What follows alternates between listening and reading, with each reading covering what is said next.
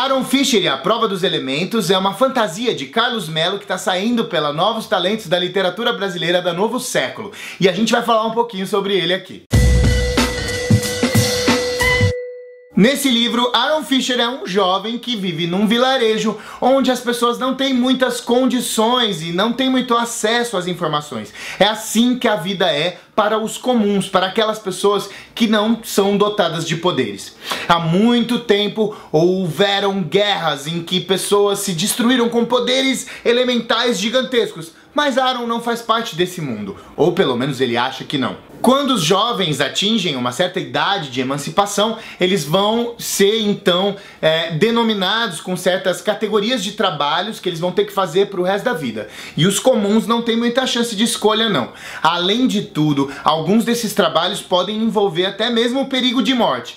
Mas os elementais, que são as pessoas que têm poderes, não estão nem aí com as pessoas comuns. Alguns deles, inclusive, acham mesmo que eles são a escória e que deveriam ser eliminados. Aaron é escolhido para ser um pescador, como seu pai, e fica feliz com essa situação. Apesar de tudo, apesar dele não poder cumprir o seu grande sonho de emancipar as pessoas e trazer equilíbrio a essas forças, ele pensa, ok, é o que eu sempre fiz, é o que meu pai fez, então tá tudo bem. Mas no dia em que ele vai contar para o seu pai que ele foi escolhido para ser um pescador, outras coisas começam a acontecer e numa revelação, Aaron Fischer descobre que é muito mais do que um ser humano comum.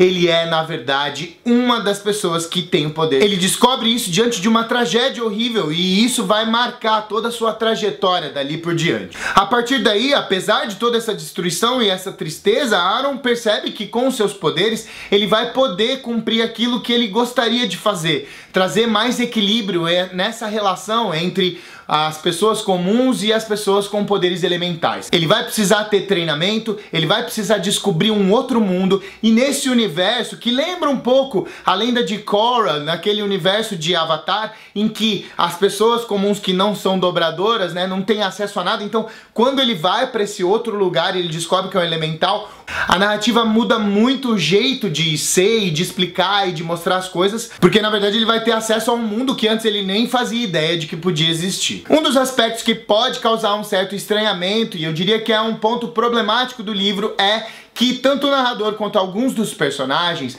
parecem às vezes perdidos entre descrever as coisas como quem tá lá vivendo naquele mundo e como quem tá aqui vivendo no nosso mundo. Algumas descrições parecem um pouco fora do eixo, mas talvez isso tenha a ver com o fato de que dentro do livro há algumas pistas que parecem indicar que esse mundo poderia ser uma espécie de futuro longínquo do nosso mundo depois que ele se desfez em algumas guerras e etc. Então isso talvez pudesse explicar que antigamente as pessoas trouxessem certas expressões idiomáticas e etc.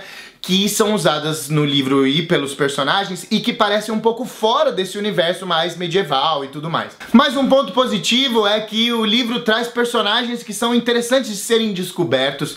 É gostoso ver como é que eles vão se juntando às pessoas que têm objetivos em comum e que têm como objetivo final trazer um pouco mais de equilíbrio para essas relações no mundo que são tão distantes entre os comuns e as pessoas que têm poderes elementais. No geral, é uma leitura bastante interessante e de entretenimento, dá pra se divertir bastante lendo e conhecendo esses personagens. Se você curte esse tipo de universo quase RPGístico, no qual você tem narrações que vão combinar um pouco de medieval com um pouco de modernidade, máquinas a vapor com ao mesmo tempo espadas e lutas, poderes especiais com ao mesmo tempo lutas por igualdade e tudo mais, isso pode te atrair muito como leitor e fica a recomendação. Se você gostou do vídeo, dá um joinha, se você é novo por aqui, inscreva-se no canal, aperta no sininho para não perder os vídeos novos que estão saindo toda semana e fiquem ligados no Cabine Literário.